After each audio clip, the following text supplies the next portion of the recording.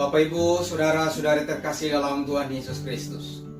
Firman Tuhan kepada kita pada minggu ini menceritakan tentang kesetiaan Tuhan yang adalah kekal untuk selamanya.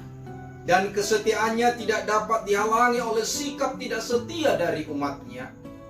Hari ini pun 26 April 2020, minggu kita disebut Misericordias Domini, artinya nyanyikanlah kasih setia Tuhan. Ini meminta agar kita setia memuji Tuhan atas kesetiaannya yang senantiasa memberkati kita. Ini juga sehubungan dengan tema kita pada minggu ini, kesetiaan Allah. Pertama, kita memperhatikan dalam perikop kita adalah tentang kesetiaan Tuhan. Pertanyaan, apakah Bapak Ibu, apakah kita semua tergolong sebagai orang-orang yang setia kepada Tuhan? Dan di saat seperti ini, sepatutnya bahwa kita adalah orang-orang yang tetap setia kepada Tuhan melalui perbuatan-perbuatan dan kebaikan-kebaikan. Mengapa? Marilah kita berhitung berkat Tuhan dalam hidup kita. Seberapa banyak atau seberapa besarkah berkatnya yang kita terima? Dapatkah kita menghitungnya? Mungkin tidak. Lihatlah sekitarmu, sekitar kita.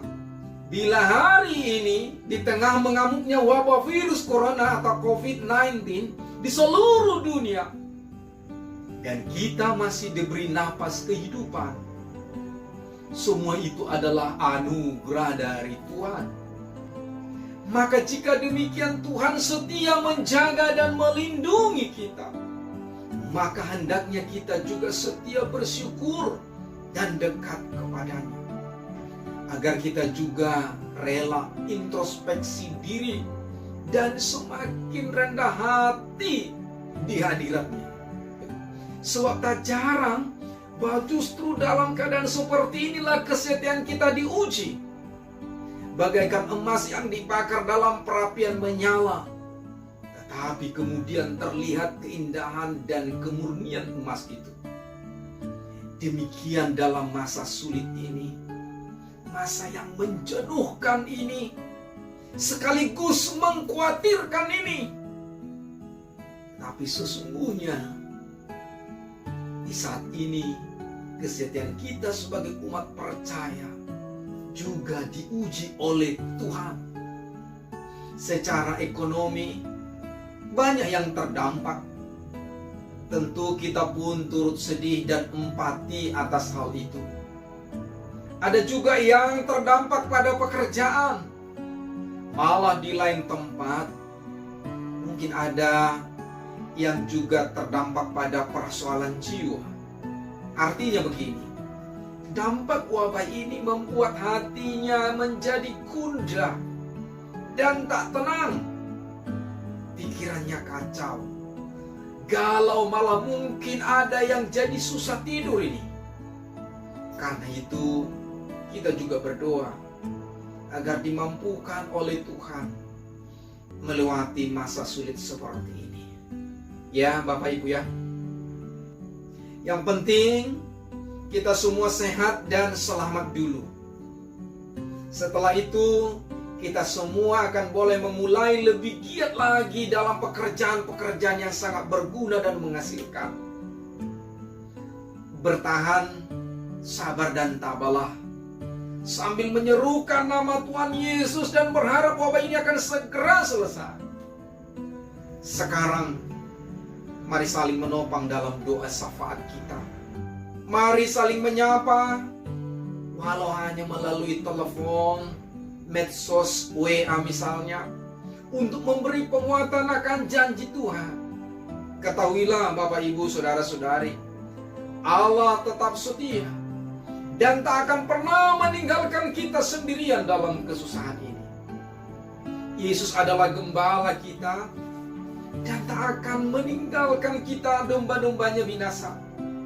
Yesus setia, bahkan rela disalib agar kita selamat. Yesus setia, bahkan rela disalib agar kita selamat.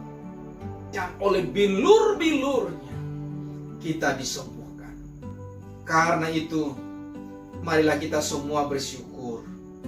Dan dalam masa social distancing ini, juga tetap setia melakukan ibadah dalam rumah masing-masing.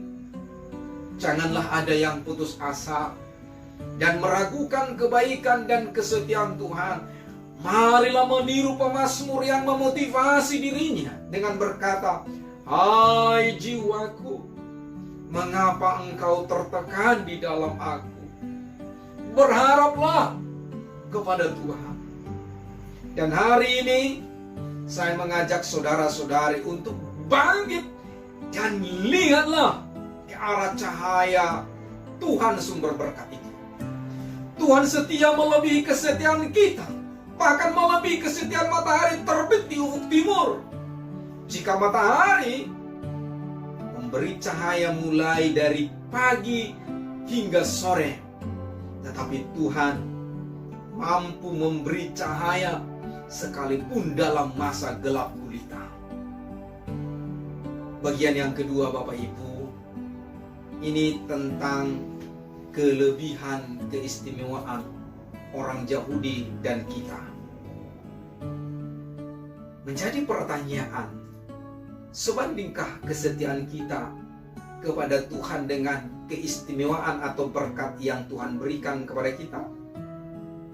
Ini kepada orang Yahudi disebutkan pada ayat 1 dan ditanya, apakah kelebihan atau keistimewaan orang Yahudi? Dan apa gunanya kelebihannya itu?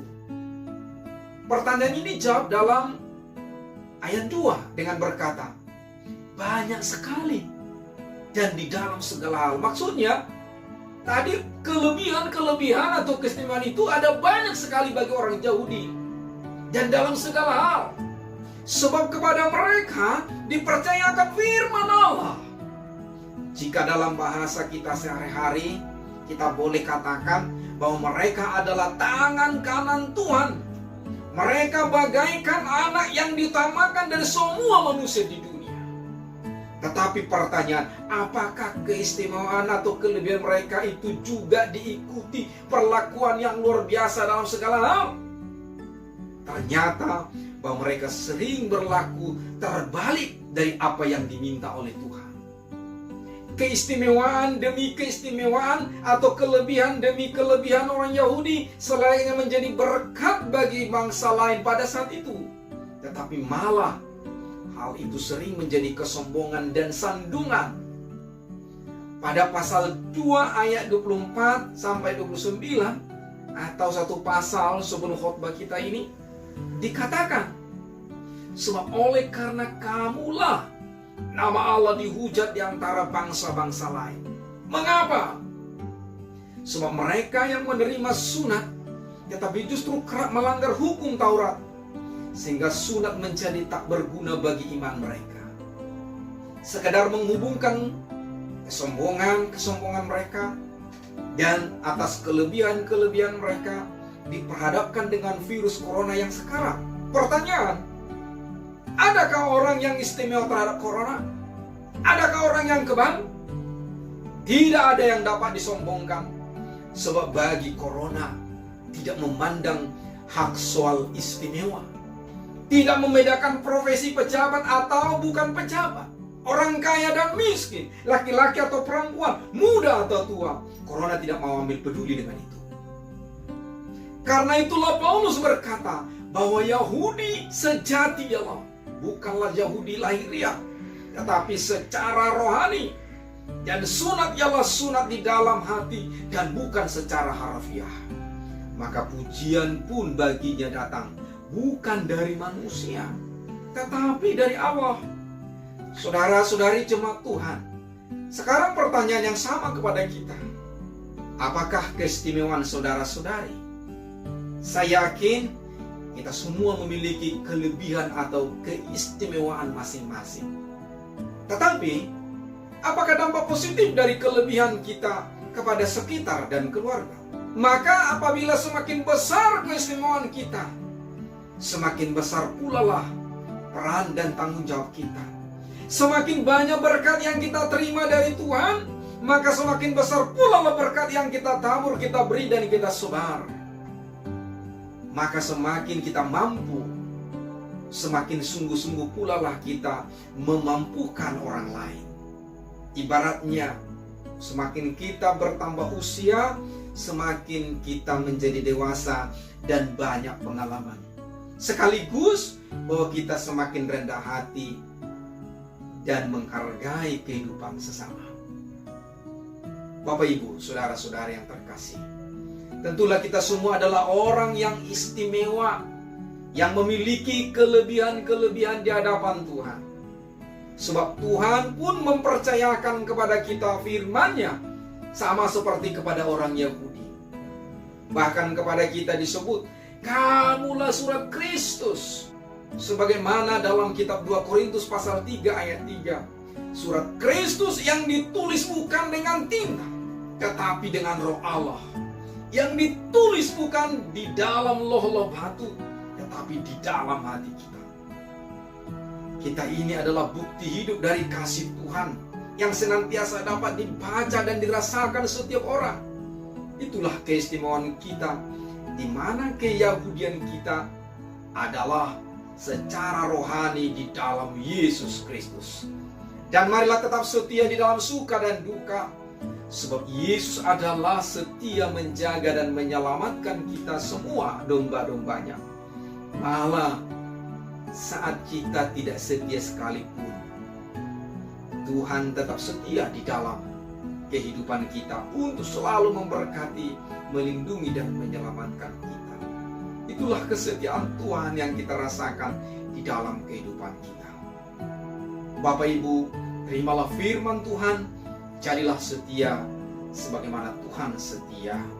Tuhan memberkati Bapak, Ibu, saudara sekalian. Amin.